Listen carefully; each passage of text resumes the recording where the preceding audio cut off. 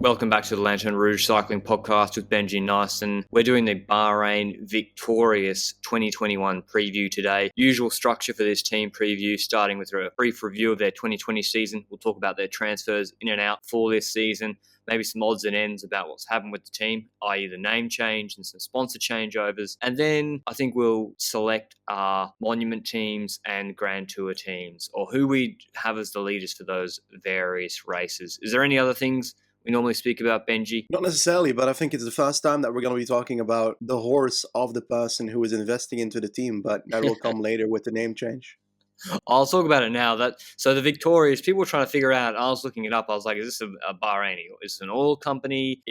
What sort of company is this? But apparently the team owner owns a horse called Victorious. I tried to look it up. I don't know where the horse races, but yeah, that's the name. And I guess he just wanted to really emphasize that it's about winning cycling. So he's named the team Victorious. I mean, that will play nicely. I've got some puns ready. I'm sure Benji's got some very cringe puns ready when a Bahrain rider wins a race for us to use as the title of the YouTube video for that podcast.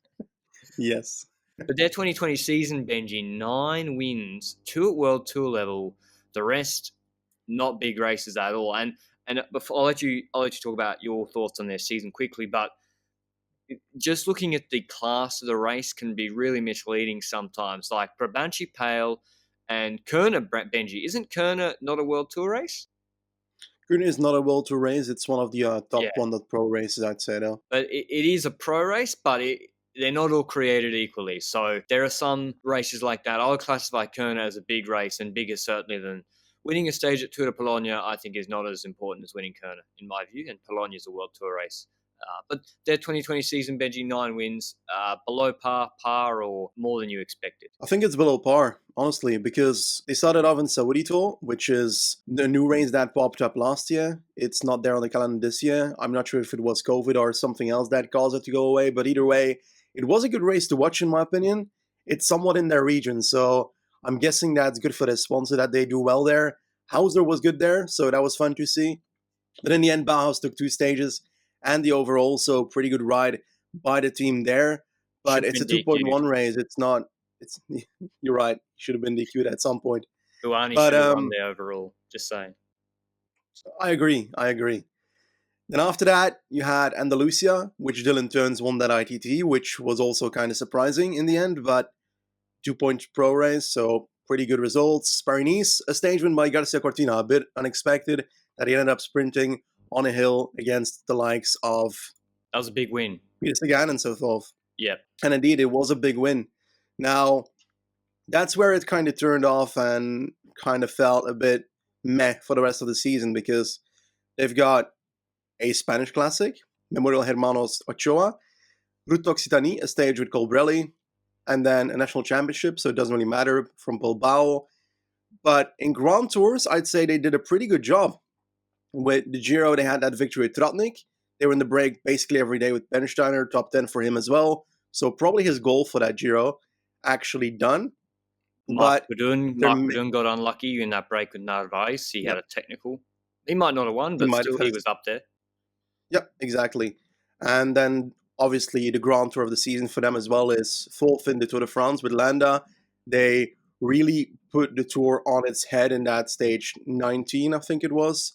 Or I'm saying on its head, but you know what I mean. They tried, which other teams didn't. Actually did something. And that was really impressive. Even Colbrelli being part of that mountain train was really fun to see. So overall, regarding victories, not enough, in my honest opinion. They've got riders enough to make more wins happen. But regarding Grand Tours, it's also kind of their ceiling, I think. I think it's going to be hard to get higher than the top 4 in the Tour de France with the likes of Landa as your leader, with such a mediocre time trial behind his abilities. So, kind of my take on it. I disagree. I disagree that I think Tour de France 4th is good. Bilbao Giro was good. But 1 Grand Tour stage win is not enough when you look at we were talking about this before we came on air. Sonny Colbrelli, send him to the Giro and he might be good for a stage or 2. But we looked up, he's never won a Grand Tour stage, Sonny Colbrelli. But I thought, if Colbrelli, Garcia Cortina and Teuns, there should be some stage wins in there, more than one. So I agree. I think it's a below par season because they didn't. The races they did win that were at solid level were few and far between. Benji, you've got every Belgian rider on WhatsApp speaking daily. What happened with Dylan Teuns? Why did he not go to any of the Grand Tours? Am I forgetting an injury or something? No, I recall him planning to go to the Tour de France, and last minute he was not put into the team because the team didn't like the way he rode at the Dauphiné, wasn't good enough according to the team, and he got thrown out of the Tour de France team, and that's why he was not in a Grand Tour that season.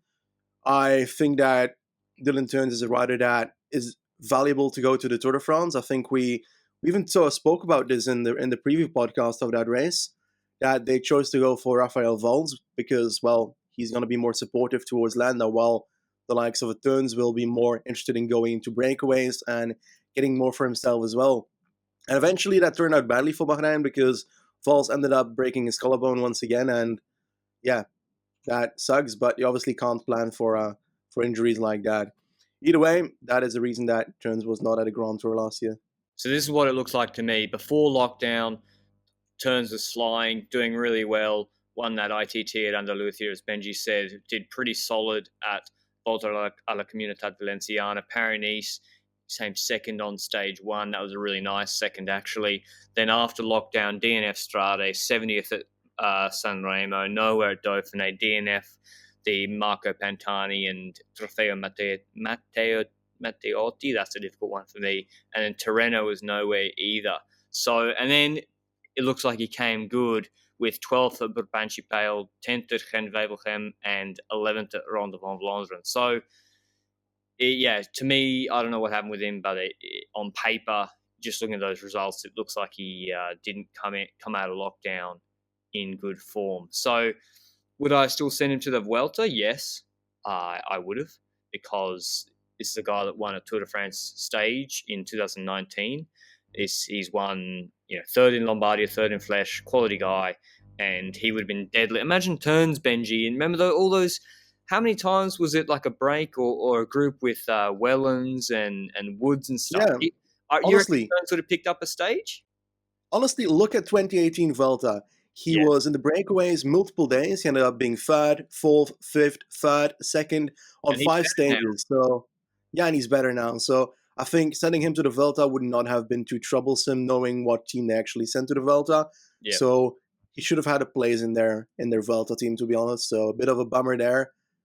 But I guess that's the choice of Bahrain. He is still at the team, so he's probably not super angry at them. Otherwise, they would have been at war by now.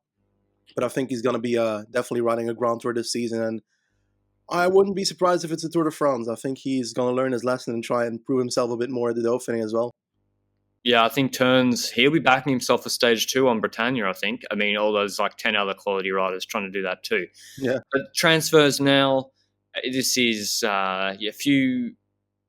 one retirement, sorry. Or Gregor Boll, I think, might have retired, or he might not have a contract yet. But I know Luca Pibernik has retired. Enrico Batarin has gone to Bardiani CSF. I think probably a good move for him, actually. Mark Cavendish obviously has gone to De Koning Quickstep. I don't think they'll miss Cavendish too much, to be honest. And then the big one, though, is Ivan Garcia Cortina going to Movistar. So Movistar are actually in the background building up a half-decent classic squad Yep. that we'll talk about in their preview. But yeah, Garcia Cortina I think is a young rider on the up. He's 25, got that Paris-Nice stage last year, starting to get more consistent. Although, did he have a crash at Scheldeprijs, Benji? He didn't really get many results after lockdown either. I recall him being in the Tour of Flanders and such, but he also always attacked too early. And he attacked early and then ended up not being in the actual eventual important break. So that's kind of how I remember his Gent-Wevelgem. I don't know what happened at Scheldeprijs. I'm guessing he crashed because he didn't rise any race after that. And likely if he would have been in the form to do so, he would have ridden the likes of the Cobbled Classics a bit more. That's probably what I'd think. Do you think it makes sense for them to have let him go? I mean, I don't think it's that bad given the way they seem to be structuring this team. That it doesn't really seem to be the strongest classic squad anyway, and they might be focusing on different things with other riders. Or do you think you would have fought tooth and nail personally to keep Garcia Cortina around? I think this is more of a question of whether Ivan Garcia Cortina is expecting to have more potential growth at Bahrain than Movistar.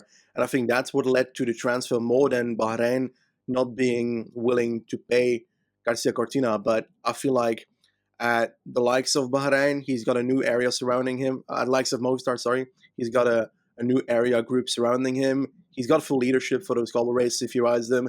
And on paper, he would. I think that it's a good change for him, for Bahrain. Oh, you don't agree? Nah, Jorgensen. Oh, nah. There's a different degree, mate.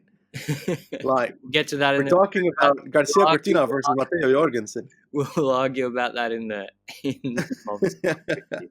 okay. Anyway, so either way, it's like Grondal Janssen. You think it's more an opportunities development thing, not just money on the table. Okay. Well, they're the riders that have left Bahrain, and the riders that have come in are Jonathan Milan from cycling team Friuli ASD. I think he's a young Italian rider. A rider, I think this one's a fantastic signing. Gino Maeda, the Swiss rider from NTT. He did a good job, I think, in the Giro Vuelta. Yeah, in one of the later stages, he looked really strong. And obviously Jack Haig, who we have an interview with at the end of this podcast. We're including snippets of that at the end of this pod. So Jack Haig, I think, is obviously their marquee signing, moving over from Mitchelton Scott to Bahrain. It's for leadership opportunities. I mean, I think there seemed to be a hierarchy at Mitchelton Scott. Now, bike exchange with Chavez, Yates, and Lucas Hamilton. And I think rightly Jack Haig's looking at his results at, say, Andalucia and Volta a la Comunitat Valenciana behind Pogacar and Fuglsang, where he did get leadership at those races. And he was like, well, I was up there with the top guys. So it makes sense for him to move on, and I'm keen to see what he does at Bahrain. How do you think he'll go, Benji? I mean, he spoke on the pod about perhaps going stage hunting in the Tour. Would the ideal program with him be, say, Paris, Dauphiné, and then send him stage hunting at the Tour, like a Fuglsang program? I think that knowing what we know regarding the races that Bahrain is sending their riders to, you already know that Landa's going to be focusing on the Giro. Yep. And if that is the case, then I think it's a perfect opportunity to send them to the Tour de France. Because, first of all, he's going to be one of the better breakaway riders if he is at his decent form. And additionally, you could even try to go for GC, but I wouldn't necessarily do it in the Tour de France here. I think I would indeed focus on... I think he told you himself that it's not very likely that he's going to be beating Roglic or Pogacar. But Bahrain. But yeah, is fifth worthwhile? Is fourth? I don't know what is fourth. Like, were they really happy with that? I mean, many teams would be stoked with that. Yeah, but I think that Bahrain would be stoked with that, but I'm not sure he's capable of getting a top 5. Yeah, personally, it depends. It's gonna be tough. Yeah, it really depends on who goes. But every single climber right now with any mediocre TT abilities is saying, "I'm going to the Giro, mate." So we might actually end up having like Pogacar, Roglic, Haig, and who knows, Caleb Ewan, the 4 riders at the start of the Tour de France at this point. Yeah, I know, it's crazy that the way that's happening. People trying to make firm decisions in January when they don't even know the Giro parcours yet. But yeah, I think I'm keen to see what they do with Haig, with how they use him with Landa. But I think Landa going to the Giro, does polarise that decision pretty easily. And I think the Tour does suit him. But we'll hear from him about that later in the podcast. So moving on now, Benji, to... Wait. I want to talk about Jonathan Milan first. He's actually a sprinter. He was good at Giro U23 last year, won a stage there. He ended up winning the ITT as well of the country. You see that often in the start of sprinting careers that they're semi-decent at time trials as well. I think that's the case in this situation. Kittel is a perfect example of that. He was a better time trialist and a sprinter at the start of his career, and he grew into a all-out best sprinter in the world at a certain point in his career.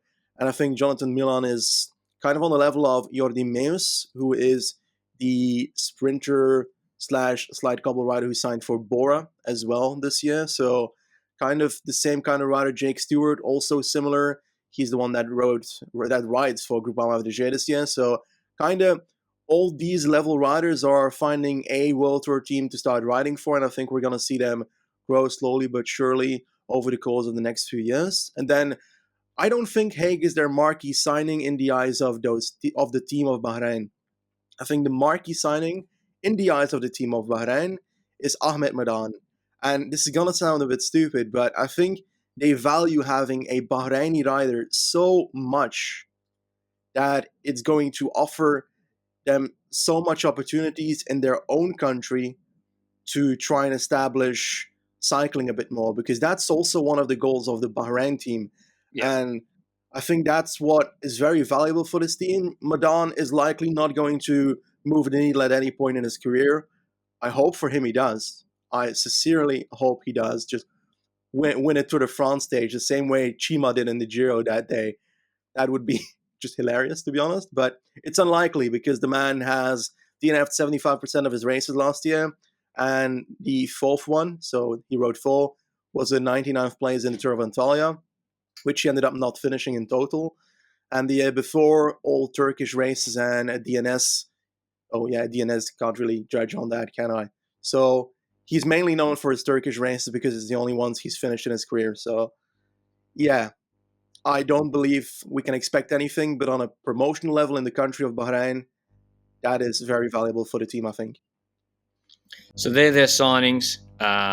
Jonathan Milan sounds like a man to watch. Maida, I think, could, if he progresses, actually be up there and win a big race next year. It would kind of be like the progression of Mark Hirschi, right? Maida did pretty well, I think, at under 23 level. I mean, Hirschi's a different class, I think, but 2018 Tour de l'Avenir. In 2018, Gino Maida was class on that U23 circuit, stages at Alsace, Ronde de Lizard, 2 stages at L'Avenir, and he's obviously got the talent. He's 24. They signed him to a 2-year deal. Yeah, I think it's a good signing. It's all upside. If they've signed him to a pretty low, I mean, he was struggling to get a World Tour contract, I think. So if he's on, not that much, it's all upside from their perspective. So the way I look at the team now, team leaders pretty clearly in like one-day races and semi-cobbles is Sonny Colbrelli. In like Brabantse Pale style races, I mean, he's a hard one, Colbrelli, right? Because would you really go into a race, Benji, like a World Tour top level race, and say Colbrelli is our man, except for maybe a Giro stage that really suited him? I would. I think he's got potential. I was a pretty big fan of Colbrelli the years he won the likes of Brabantse Pijl, because he's this type of rider that doesn't necessarily give up easily. He can be in a group without being the best climber and just hold on as much as possible and then still outsprint everybody in the end. So I think he's got very much, well, not potential because he's at this peak already. I don't believe he's going to grow too much more in his career. But I also don't think that his last years have been that great. I think he's stagnated a few years ago, and he's starting to go down a bit when it comes to his capabilities in the World Tour peloton. Younger, better riders are popping off on the scene. And I think that Garcia Cortina was on paper a better rider for the Cobble season, and they let him go. So, I mean, I think he's the Italian Brian Cockard. Like, okay. yeah. I mean, Brian Cockard's a nice rider, solid rider, like third at Shelter Prace, but at the top World Tour races, if you don't have one of the top guys, it's risky just going in with out-and-out leadership. Wild Poles, I think I'm keen to see what his season looks like at Bahrain this year rather. I mean, he's won Liege Bastogne Liege. He's a good Ardennes rider. Like, really, he's a top-level guy there, or should be. So I'm keen to see how he goes as well. I mean, he's got now Haig supporting him there, and maybe Gino Maida, etc. So Landa, Benji, we're getting into their Giro team now. let's not pick their Giro team. Sorry, I've already prefaced what races they should do. Starting with their Cobbled Classics, Benji says we have to start with the Cobbled Classics first. It's just the rules, apparently. Most important one, you know? So starting with the Cobbled Classics, Omloop, Paris-Roubaix, Tour of Flanders, etc. We might throw in Brabantse Pijl in this category as well, even though it sits between Ardennes and Cobbled Classics. But yeah, who's their leader there, Benji? It's probably, again, like other teams, they're weaker sort of part of their squad. The riders I would be sending to the Cobbled Team on Bahrain Victorious. Okay, I'm ruining it already. Merida's like 2 years old. Not even McLaren anymore. Anyway, Colbrelli's in that team. Hauser's in that team for certain. Then we have the likes of perhaps a Mohoric. He's kind of on the meh side of the things. I think he really fits there, but he's likely preferring the Hill Classics more like an LBL, because if I recall correctly, he was pretty good at LBL last year. Dylan Teuns could ride the Cobble season, and that's a bit of a difficult side for Dylan Teuns as well, because you'd say he has to, but he also needs to ride the Hill Classics. So it's going to be a long season if he needs to ride everything. Can't he do cobbles? Like, he doesn't have to do every one, right? Like, maybe you skip and Wevelgem with him, but you send him to Tour of Flanders, right? And then you get him to do the ride Ardennes races that suit him, and then Tour de France. I think you don't need to send him to maybe Omloop or something. But yeah, I think you should still, or Three Darks of Brugge de Pan. Like, he's probably not going to win that, but I think you have to send him, given his results in a few of them last year, top 15s in 3. But yeah, Colbrelli, would you be sending him to Tour of Flanders, Benji, or who would you have as their leader there? I put Colbrelli in there, and in the Tour of Flanders, I think that this team has an issue of not having an all-out leader out there, but if Teuns at the start, I'd be putting my money on Teuns more than on Colbrelli or Hauser or Haller or those types of riders. Haller is most likely support those, so let's not put too much mind to him as leader. Seberg most likely support as well in these kind of races, but yeah, all in all, it's not the most out there team for the Cobble races, so it would surprise me with a top 5, one of the big ones. Who? Flatter ones? Sorry, what? Jonathan Milan to the flatter ones, give him some experience against Wevelgem. I don't know what his Cobble life is like. I don't think he's ridden a Cobble race in his life. So he's got to learn sometime. He's 20 years old. That's true. Their team's not that strong in that respect, so I think you need to give some opportunities to the younger riders who just to see how they go, get some experience in that sense. But the Ardennes, I think they're actually a little bit stronger. I would pick Mohoric, Pols, Haig, Caruso. Who else? Landa in some of them. Gino Maeda. Vals. Anyone else, Benji? Novak? Yeah, those are the names, really. I think that you've named the most important ones. I think Landa would ride LBL as well. Yeah. He should on paper. I'm not sure, but somewhere far in my mind, I remember him riding a Flèche Wallonne, but I don't remember a great result in that regard either. I think he got 7th in LBL in 2019. So, yeah, it's worth sending him to Liege Bastogne Liege. But the question there is, if he ends up in a group, he can't out-sprint them. So he's likely not going to be fighting for the victory, because I also don't see him dropping the likes of Nalaphilippe on a hill, because his acceleration is too low for that. So, all in all, he's not really the rider that I see winning any of the Hill Classics. Dylan Teuns has more of an opportunity on that if he's in good form, unlike when he came back from COVID. And Wout, like you said, he's definitely up there for LBL, and I think he fitted more on the old finish though. Now that they finish in Liège, they don't have that Côte d'Or at the end, so it's more difficult for riders with not necessarily the best punch or sprint to end up winning this race. They'd have to get away earlier.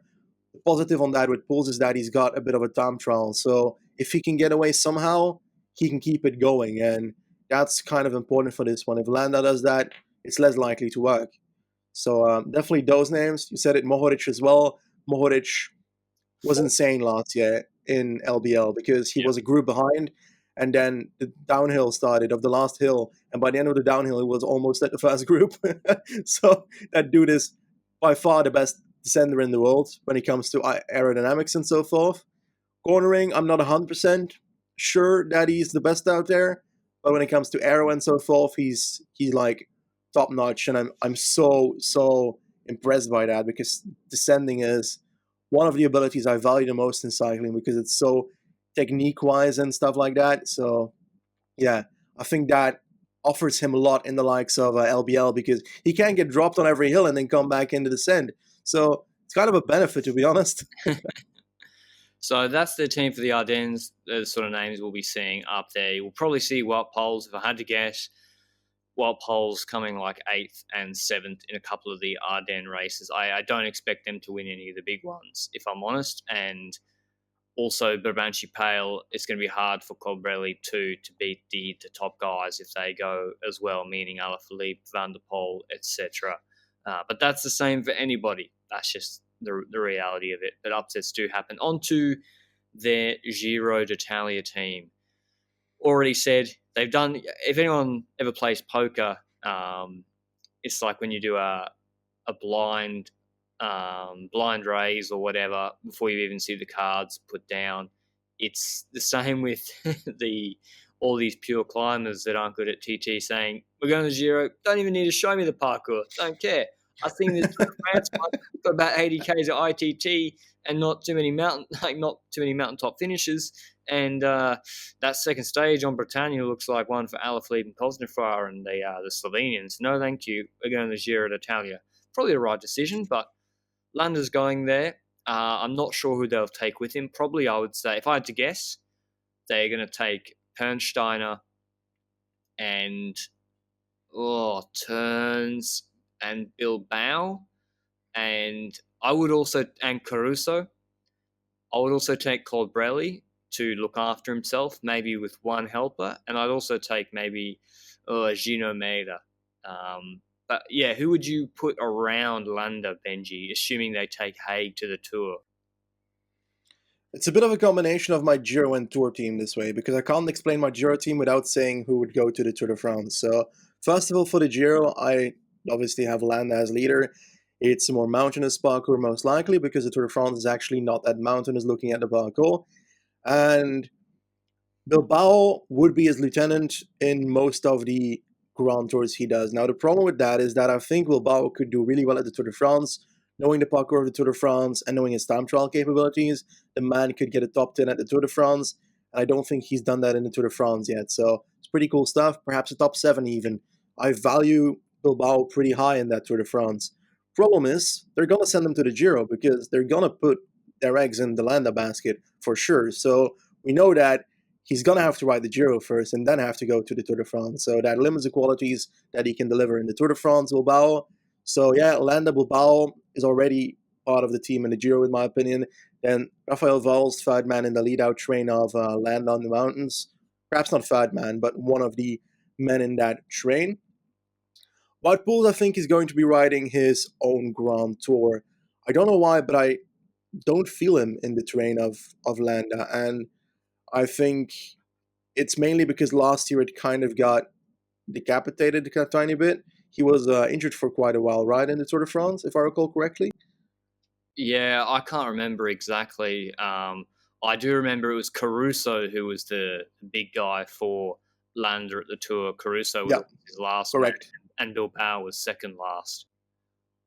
Yeah, and if you send the likes of a Caruso as well with the team, then you're going to have trouble setting up something for Colbrelli. The question is, will Colbrelli go to the Giro in the same way that he did the Tour de France? I think he would perhaps value that, but I think he's going to have to cipher himself away for Landa as well. So I would enjoy seeing Colbrelli have his own chances again in a Grand Tour, because he didn't really have that in 2020. So I would perhaps send Colbrelli to another Grand Tour, because you can definitely find someone to replace that spot in the helper train of Landa for the Giro. Obviously, Colbrelli has ridden most of the Grand Tours in his career in the Giro. I think he's ridden like 2 Tour de France's and like 7 Giros so far. So there's a big difference there. So I think he values the Giro more. Perhaps that's something that's in his contract. I want to ride the Giro, damn it. But yeah, all in all, that's true. But he's gotten close quite a lot. Yeah, I think he could. I've changed my mind. So now the Tour de France squad, I agree with what Benji said. Colbrelli should get his own Grand Tour. I think the stages in the Tour are going to suit Colbrelli a Yeah, little bit more. I don't know if he's going to be competitive on Britannia, but that first stage is not a pure flat sprint. Well, Van Aert already said he had his eyes on that. I mean, yes, I know that when going to the Tour, you're going to be against Van Aert and who else? You know, Ewan's going to the Giro. Is Ewan going to be tired? Groenewegen is not going to the Tour de France apparently. Sam Bennett will be going to the Tour de France, as well as probably Sagan, etc. Ackermann. Ackermann is going to the Tour de France. So yeah, I'm not saying it's going to be easy, but neither is winning a Giro stage either. And if it's pancake flat stage, then Ewan's probably dusting Colbrelli off in the Giro as well. Oh, and Demar on the Tour, but I would send him to the Tour and go and maybe not target those pure sprints. Target other races or stages that suit him more as like an Italian one-day guy in where there's actually some hills in it in Breako. So I'd go with Colbrelli stage hunting in that sense. Haig stage hunting on medium mountain, high mountain stages with Dylan Turns, who can be competitive on stage 2 and other stages alongside Jack Haig. I would also send Gino Maeda and Matej Mohoric, as well as Mark Padun. And yeah, I just commit fully to stage hunting. I don't know whether I'd send Wout Poels to look after himself on GC and just do Heimar Zabeldia and say, hey, you're going to get no support, but just you don't need it. Follow, just follow Koos. If you can follow Koos, what use is it having 4 guys with you? And just do your best on the TT. Maybe do that with Poels and free the rest of the team. I'd hope to see that. Or maybe they send him and say, Vuelta, you can be leader, and just use the Tour to go for stages, exactly the way Carapaz went for stages in the Tour and then was flying at the Vuelta just afterwards. So what do you think about my team I've just put together, Benji? And you could send Hausler to help Colbrelli and co. I don't think House is going to get a Grand Tour too easily, to be honest. I love Hauser. He's like on par with Nibali on my favorite rider list, genuinely, and that's pretty high to be at. But I don't believe he, at his age, will be sustainable in a Grand Tour to help out the likes of A. Colbrelli and so forth. What I wonder is, we're talking about Giro and Tour. I'm going to kill the topic entirely by going to the Vuelta already. Why has Colbrelli never ridden the Vuelta? Like, he is a hilly sprinter. He's got that hilly quality. He can sprint in smaller groups. He, on paper, can get over hills and get a rough stage and then finish it off. He fits so well with the usual Giro parcours. The year that Meersman won everything. Italian Cup. Oh, yeah, that's true. That's likely the reason that he never went there. Yeah. I find that a bit of a bummer that falls on the same days then, because I really think that would be the Grand Tour that fits him the most in the end. But explains totally that he'd be valuing the Italian Cup more as an Italian, so I get that. But like you said, Jack Haig definitely going for stage wins at the Tour de France would be my guess. And I don't know, but I forgot to mention him for LBL as well. I think he got a top 15 there a few years ago. Either way, Ben Steiner, you said him for the Giro. Yeah, I think I would put better. I think so as well, but I haven't seen him work in a train for somebody that much yet. I've seen him mainly in breakaways. That's true. But he's the kind of rider that stays in the peloton, Zubeldias his way into the top 10 by getting into breakaways every so often, and then ends up losing in the breakaways because he's not good enough to win the stage. So, yeah, I'm still salty because I had a bet on him that day that O'Connor won in the Giro. Either way, I think Bernsteiner would indeed fit best in the Giro, like you said. Would you send the likes of Milan or even an Ahmed Madan to his first Grand Tour in the Vuelta? Or do you think that's like way over the top for a first-year Bahraini rider? I wouldn't send Madan to a Grand Tour unless he really showed something in the earlier races or a 1 week stage race. Mm-hmm. I don't think it's productive to have a guy just fully struggle and be out. No, if you're being realistic, like really struggle. Yeah, you're right. If he's DNFing the Turkish races, like there's no point putting him in a position to fail, like and feeling bad about it. That's not really achieving anything. Now maybe they think there's a benefit having him in the Tour de France squad for the marketing and the photos they can take beforehand. But for him personally, I wouldn't take him because he's going to DNF. Yep. So it's just like, if you want to take him seriously as a rider, I would do his development properly and try and actually get him to progress normally. But yeah, I think my Tour de France squad that I put together for Bahrain Victorious is pretty cracked and could take home at least two stage wins. And why couldn't Turns or Haig target the KOM jersey too? Because you got to remember, not many quality riders start the Tour de France and say, KOM jersey, that's mine. I'm going for that and that alone. And if you're in that KOM jersey for an extended period, you get to go on the podium every day and get those photos every day. You get, Cosnefroid, best climber in the world, get on the podium like 15 days in a row. You get the team taking photos of it. You're in a different jersey. Like, it's not like wearing the yellow jersey, but you still get a fair bit of exposure. And I feel like that's some low-hanging fruit for the quality of climbers they've got on this squad who realistically aren't going to be competitive, like really competitive for winning GC. Vuelta squad, I don't know. Yeah. Mohoric. Depends on the Giro, I think. Depends on the Landa Giro. fails. It's Landa. See how people go with Worlds. I agree with you. Colbrelli at the Vuelta makes a lot of sense. Maybe they send a sprint squad. I mean, who is the sprinter on this team apart from Colbrelli? Is it Bauhaus, mate? Come on. Bauhaus. It's Bauhaus, right? So they send Bauhaus, maybe with Haller and Marcel Seberg. So they got some veteran lead-out men on this team. But I think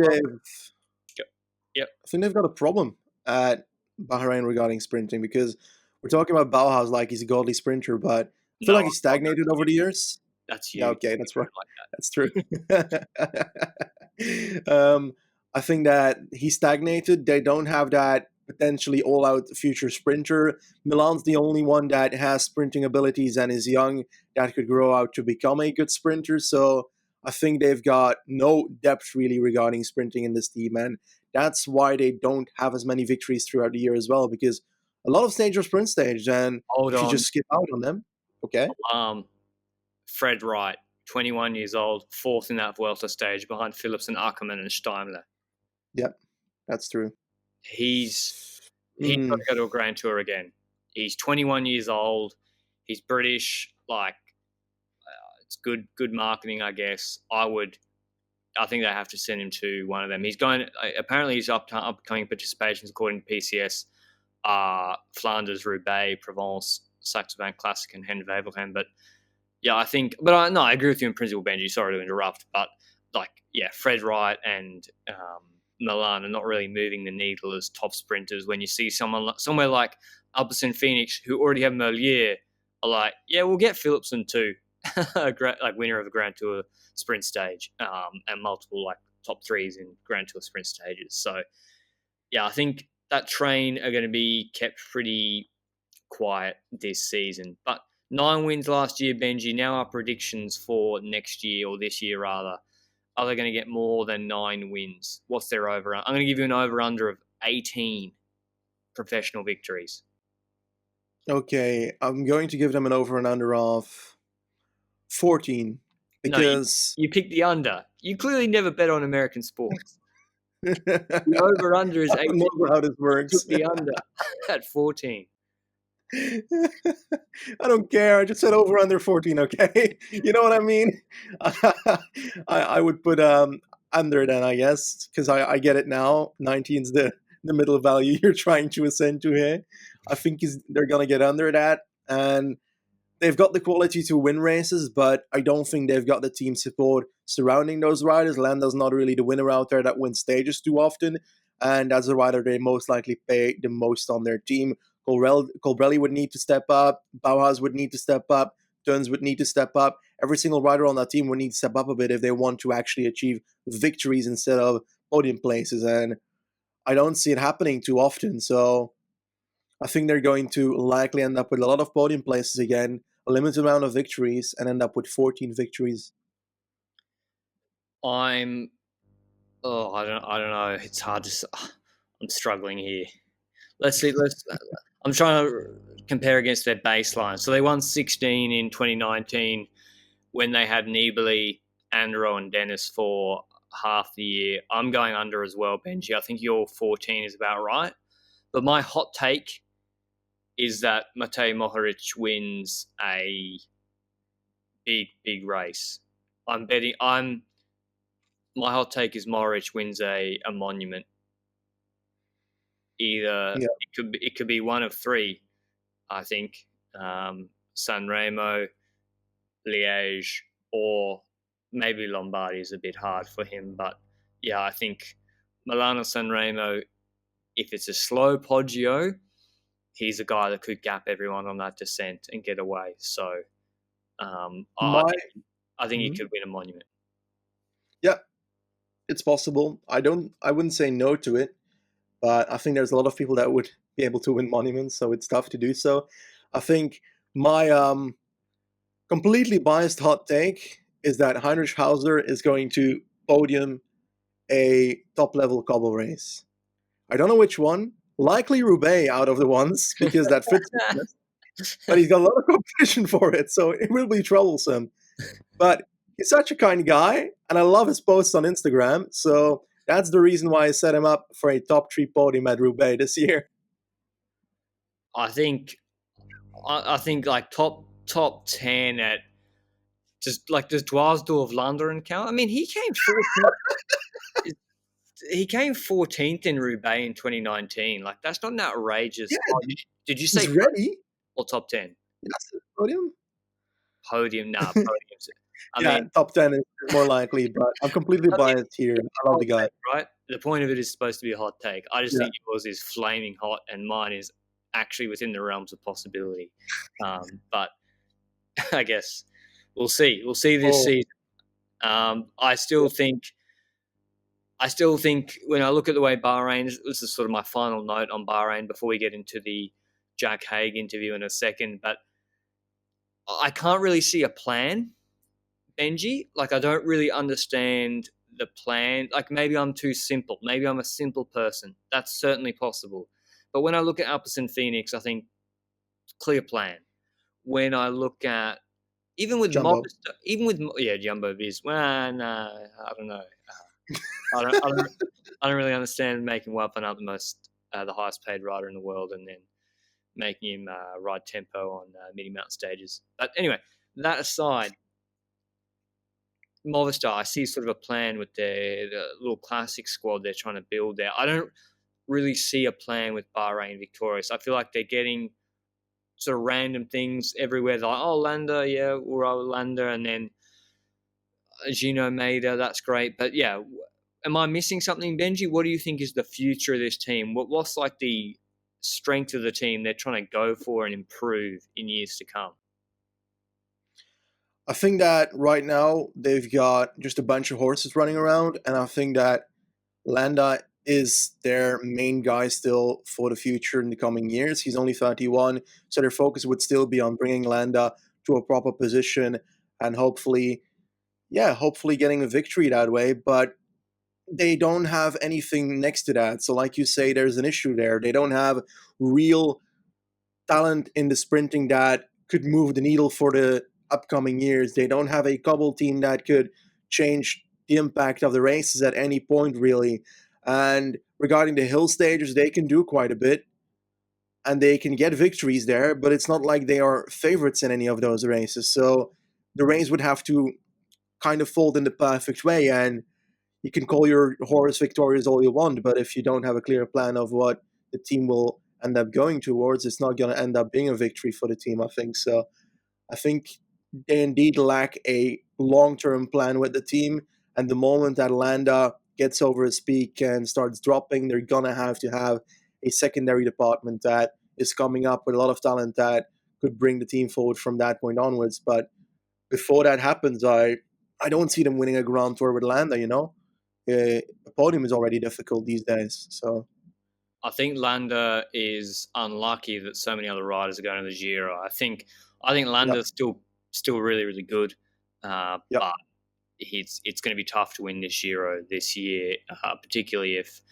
the Olympics are still on and riders are targeting those Olympics, and you got Bernal, etc., and a whole host of other names going. But yeah, I think there's a lot of pieces I like in isolation, like turns, like Mohoric, like Haig, like Colbrelli in certain races, even like Wout Poels, but I sometimes feel like they're not putting them in the best place to succeed, and they're just sort of Yeah. saying, "Oh, go get a top 10 in a Grand Tour." But maybe this is the development of the team, and we're seeing, this is a project, and we're going to see incremental development and improvement throughout the years and this year. And I also don't know their budget, so maybe they got a lot of these guys on low salaries. I doubt that, but I'm just It's an oil country, so I yeah, doubt it.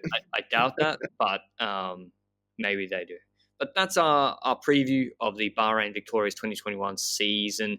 Here's our speaking directly to one of their marquee signing, in my view, Jack Haig, 2021. Hope you enjoy this interview now. Welcome back to the Lanterne Rouge Cycling Podcast. Jack Haig, I think your third visit, or maybe second visit to the podcast, but you've been on the YouTube channel as well. Bahrain Victorious, most high-profile signing for 2021. But I want to ask you straight away, what was the rationale for the move? Been a Michelin Scott or a Green Edge for a long time, Australian guy.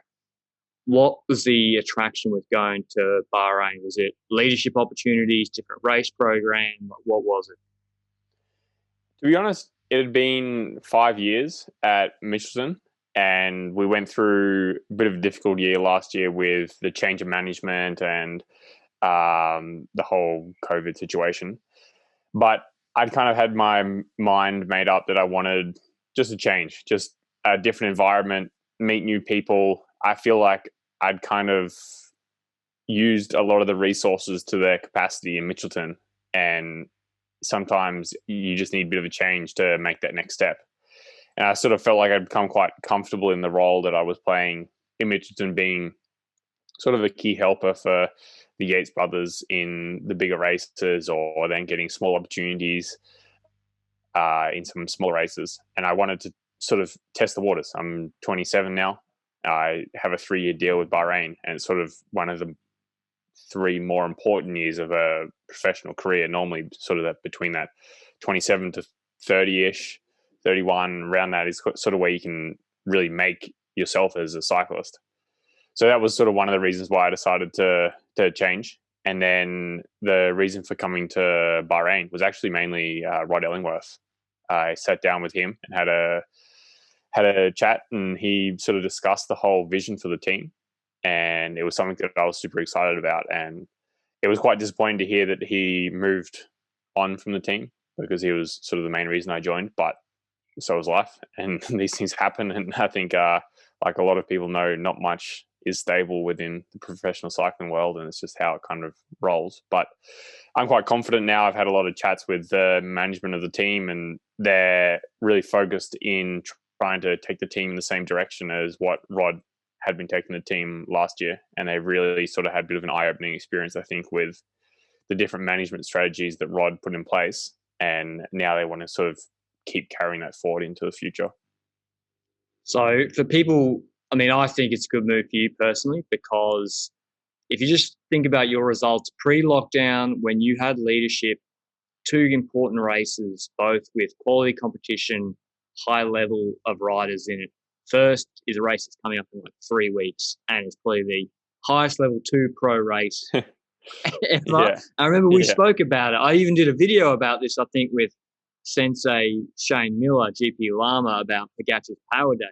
So this was Volta a la Comunitat Valenciana in Spain. Top 4 riders in this: Pogacar, Haig second, 6 seconds behind, Gegenhardt third, Dan Martin fourth. So you're the odd one out there, I guess, in not getting a GC opportunity later that year. And then there was Andalusia after that, if I recall, and you came second, won a stage, and that was with Fulsang and Landa. And McNulty was in the break with you guys on maybe a couple of stages too. Yeah. Fulsang then won Lombardia. Landa had a really, really good Tour de France, actually. That's kind of gone under the radar. That fourth is pretty high level.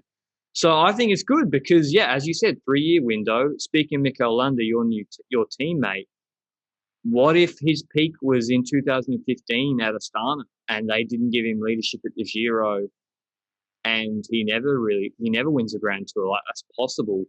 But that being said, it was that part of the agreement and the vision for you coming over to Bahrain that you would be getting a GC leadership opportunity, or at least like Dauphiné or Paris-Nice leadership, or was it also to help Landa in a Grand Tour? So I think it's changed a little bit now that Rod's not there, because I think Rod's vision was very solely focused on winning the Tour de France. So it was kind of going to be a bit of a Ineos Sky model he was going to try and bring across to the team. And it was sort of going to be that the whole year sort of revolved around the Tour. Whereas now the management's changed a little bit. And I think will be more revolved around just getting results now. Yep. It won't be purely focused on Tour de France. So it's maybe even better for myself now without that sole focus on Tour, because I think if they went to the Tour this year, it would have been probably around maybe Landa or Bilbao. It's a little bit tricky because of the parcours this year with so much time trialing. But I think now I should have more opportunities, especially in some of the week-long races. I should do Vuelta Catalunya with some leadership there. UAE Tour is still quite an early tour, and me and Wout Poels will go there. It's not my favorite race, but it's still a race that I can have some opportunities in. And then there's a pretty heavy block there in the Ardennes, which I'll also get some leadership with. It's quite important for the Olympic selection, because it's kind of like the last races that have big weighting towards the selection for Olympics. And then hopefully onto the Tour de France, where it'll probably be more a stage hunting team than a pure GC team because of the parcours. But I should also get some opportunity there to just test the waters. It'll only be the second time I do the Tour de France if I go, which is also another reason why I want to change teams. Was I feel as though the Tour maybe suits my sort of style of rider better than, say, a Vuelta or the Giro. I just haven't really had good experiences there, so it's not my favorite race either. And why do you say the Tour over the Vuelta? Because I thought you'd be good at the Vuelta compared to the Tour. Just because I'm a slightly bigger rider, like I'm 191 centimeters. I normally race at like between 69 if I'm super light, but normally like 70, 71. And then in the Vuelta, the shorter, steeper climbs just physiologically gets a bit difficult for someone my size. It's definitely probably a race that I can do well in, but also the Tour de France is just the Tour de France. Like, it's the biggest race, and like I sort of want to test the waters there while I'm still a little bit younger than like go down the Vuelta path now. Like, I want to go down the Vuelta path maybe after I've tried the Tour one and been like, it's not really for me. So I think, if that's where the direction the team's going to go in the Tour, I think that's smart. I think the Ineos, UAE, Jumbo-Visma block is just ridiculous. And I think we saw that with Bahrain last year. Bahrain actually tried. Credit to Bahrain, they actually tried with Caruso, Bilbao, who was subsequently on really good form at the Giro. In the later stages of the Tour, trying to set up Landa, and it was impossible. I think, like you said, those three teams, two teams last year and probably three teams now going into this year with UAE, they have quite a stranglehold over the Tour in terms of the riders they have, that not many other teams can send a squad as capable as them to the races and take control of the races the way they do. And I think if you do, you're almost wasting opportunities there, because you know that those three teams will set the race up for their GC leader. And then as long as your GC leader has the legs and can hang on and has enough support to get to the base of the final climb or the final two climbs, he can just hang on and he's fine. And then you need to send the rest of the team to look for stages to get the most out of the Tour, I think. Yeah, and I think a rider who's now underrated, and I think Alaphilippe's deviation in Liege kind of was the big story, but Mohoric, I think you and him in a break, stage hunting in a Tour is pretty dangerous combination. In the Ardennes as well, you and him as well. He can attack on descents, etc. Yeah. So, yeah, I think that's smart from Bahrain. Like, Landa is a great climber. It doesn't matter too much whether it's the Jumbo train setting pace or you, I guess, for him, as you said. Yeah. And it's kind of a team that I never really looked at too much before Rod approached me. But the more that I've sort of looked into the Bahrain team, I feel like there's quite a few underrated riders inside the team. And with this new direction that the team's taking, I think there's a lot of potential for development there of some of those riders. Like you say, Mohoric, I think he's 2 or 3-time world champion as a junior under 23. And he's maybe not quite shown his full potential in the World Tour yet. And I think there's a few riders like that in the team. And if we can sort of nurture that and help it grow and put some really good infrastructure in place, that it can actually turn out to be quite a good team.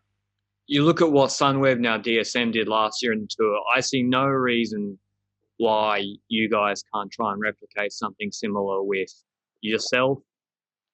Gino Maeda, who came up from NTT, I can't believe he was struggling for a deal. I think that's one of the best pickups.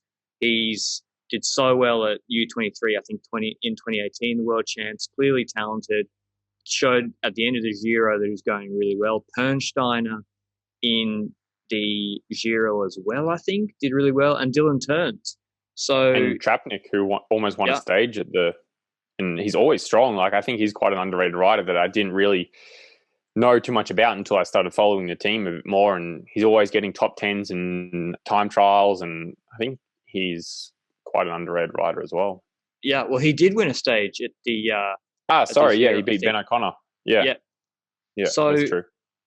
I think that's good. What happened in the Giro maybe was like, okay, well, we have all these guys whose skills are getting in breakaways. I mean, Mark Padun, again, the young Ukrainian, from that same crop in 2018, he got unlucky with the mechanicals. So that's what it's. I mean, that's great to hear that the team has been like, okay, well, this is what our actual attributes of our riders are, and I hope they follow through with it. So you're in Andorra now. Is that by choice or imprisonment? Is that by environmental or COVID imprisonment? Like, because that can't be the ideal place for a January training camp. No, so I've been a resident of Andorra now just over 5 years. I came here in my first year professional, and then during the first couple of years, I split some time between Andorra and Girona, and I would normally go to Girona during the winter period for a couple of months. I'm not a massive fan of Girona. I think it's a great place for new riders and everything's set up and it's super easy, but it wasn't really for me. But I enjoyed it during the winter months because the city was much quieter. There's not so many people, and it kind of turns into the beautiful city that it is. But then recently, every single year I've been spending less and less time there. And I think maybe the last 2 or 3 winters, I basically haven't been in Girona at all. And I spend majority of my time in Andorra. Last winter, I spent basically the entire winter here. This winter, I spent a couple of weeks, 2 weeks in Alicante before Christmas. And then I came back. And yeah, it's cold and it snows a lot. And it gets quite annoying to go out training sometimes, and you spend quite a bit of time on Zwift. But I think through those years of slowly being able to adapt my training and be a bit more flexible. And I was lucky enough when I was younger, I learned to ski. So I incorporate skiing quite a bit into my training, which is just fun and refreshing, and keeps the mind busy and the body sharp, I think, doing different sports like that. So yeah, it's complicated, but it works. I'm definitely looking forward to going to team camp in 2 days' time and sort of getting some warmer weather where I don't need to wear every piece of clothing that I own to go out training. Yeah, so I think you put on your Insta story when you were skiing, it was like -10 or -16 or something. Yeah. And at the same time, I'm looking to relocate to Europe this year, and Jack's like, come to Andorra, and I'm at the Gold Coast right now. And I was like, I don't know. But luckily I won't be there in December. This winter's been particularly hard.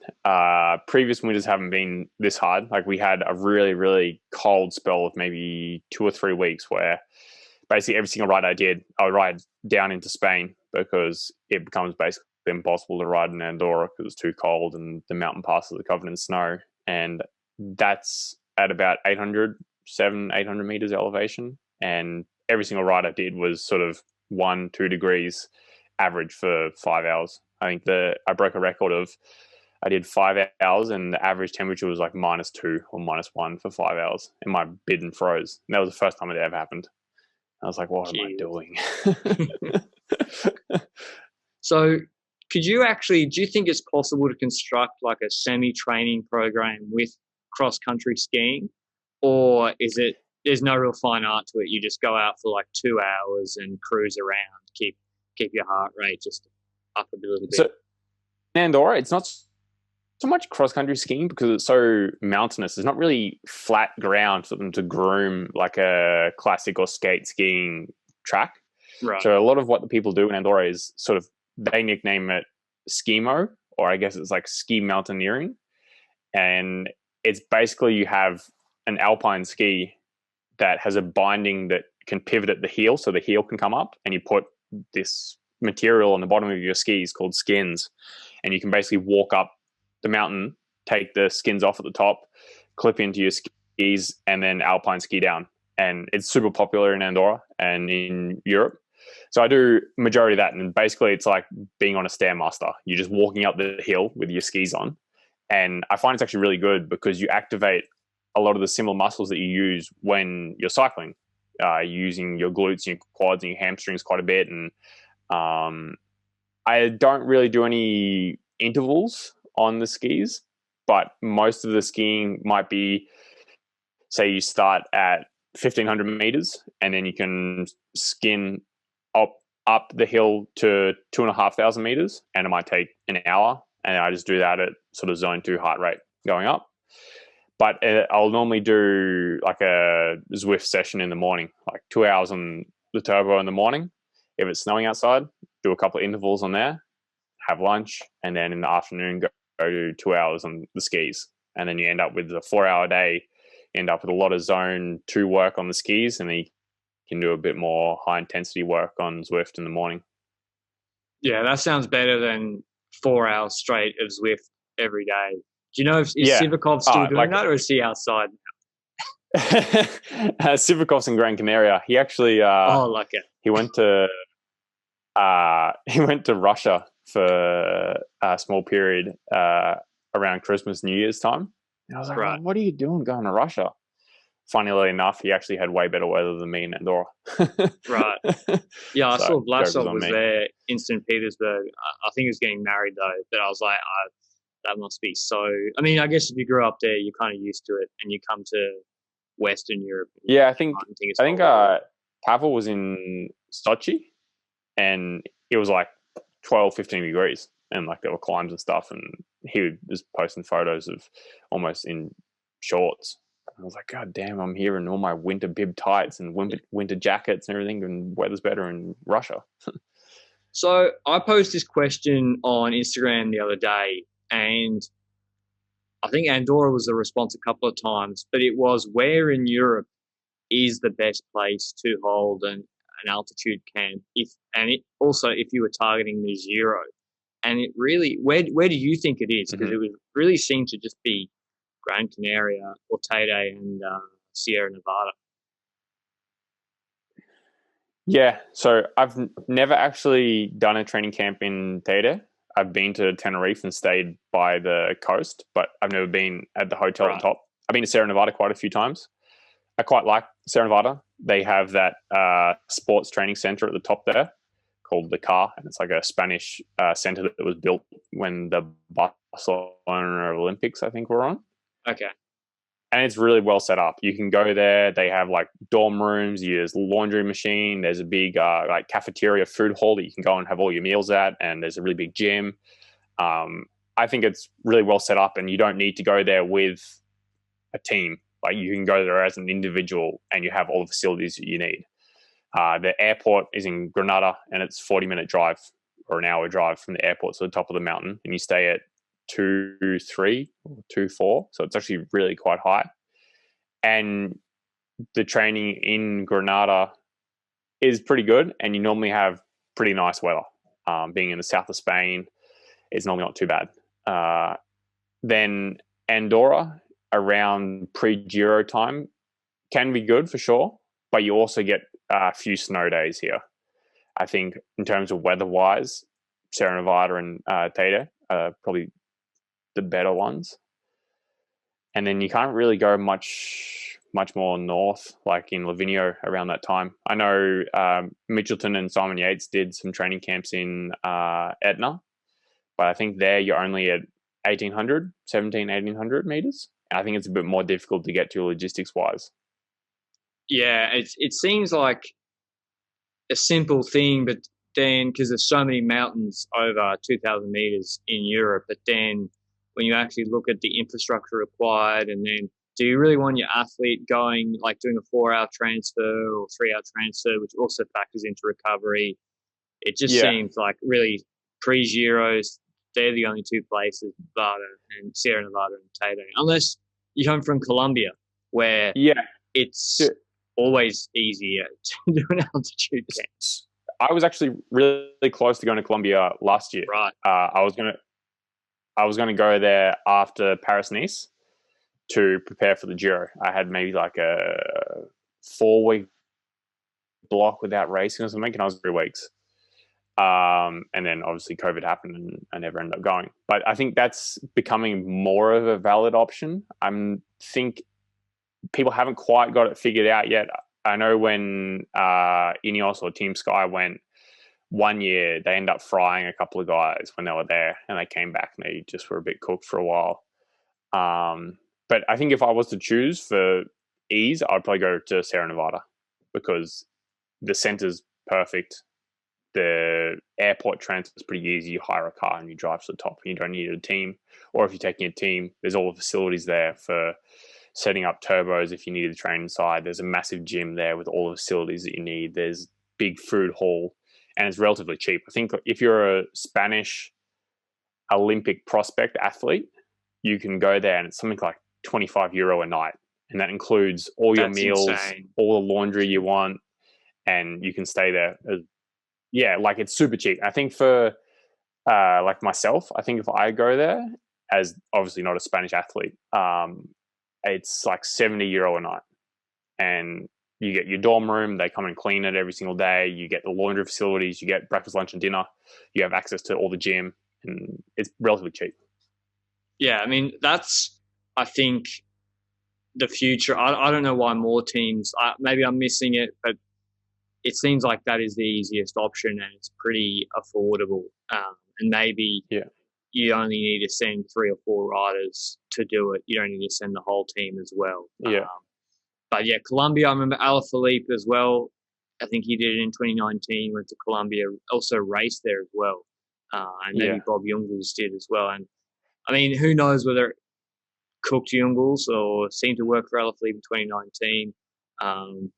But yeah, it's just that logistics again of flying out there.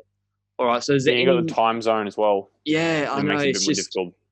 All of that adds up. Yeah.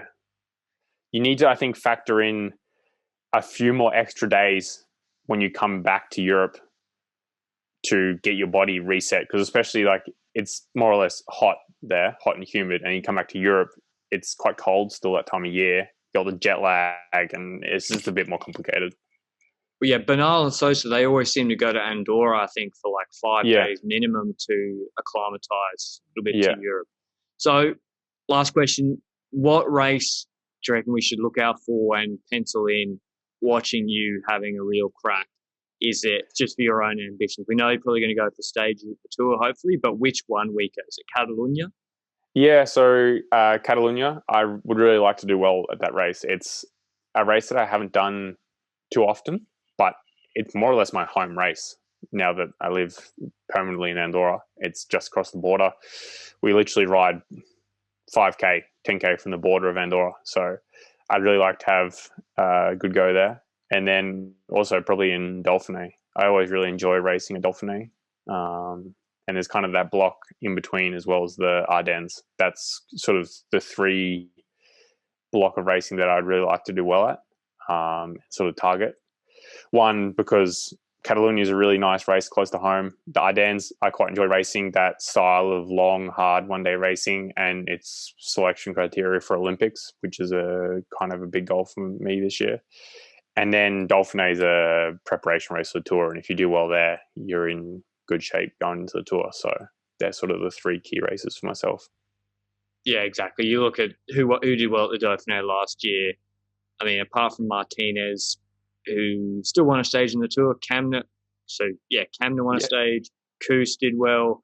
Martinez still did well in the Tour. Like, it's pretty obvious. But, yeah, if you do well at the Dauphiné, you'll be in good shape. You don't necessarily need to do well, like winning GC, but you need to show yourself in a stage or something like a Dauphiné and show the form. Like, there's always people saying, oh, maybe you peaked well if you win Dauphiné GC, or you try race for GC at Dauphiné. And like Adam Yates at Dauphiné last year, he wasn't really around the mark, but he was slowly building up every single day, and then he got to the Tour and had the yellow jersey. Yeah. I mean, for 4 days, and I think he even attacked, again, going back to what we said at the start of the pod, we won't rehash it, but Adam Yates, again, I think he's one of the only riders that attacked the Jumbo-Visma train, and just there was nothing he could do. All right, thanks, Jack, for coming on. Once again, for the LRCP, we'll be following you closely this year for Bahrain Victorious. Thanks, mate. Hope you enjoyed that interview with Jack Haig. Always good catching up with him. He's, I think, his third appearance now on either the podcast or my main YouTube channel, or a combination of those. Let us know down below what you think will happen with Bahrain Victorious this season, and give the YouTube video a like, or if you're watching or listening rather on a podcast player, give us a review on that podcast player, or probably on Apple if the other places don't let you give a review. Somewhat a problem with those podcast players. I'll try to speak to Google, but they haven't returned my emails yet. Thanks to Benji, and thanks for listening. We bring out another preview in a couple of days. Ciao.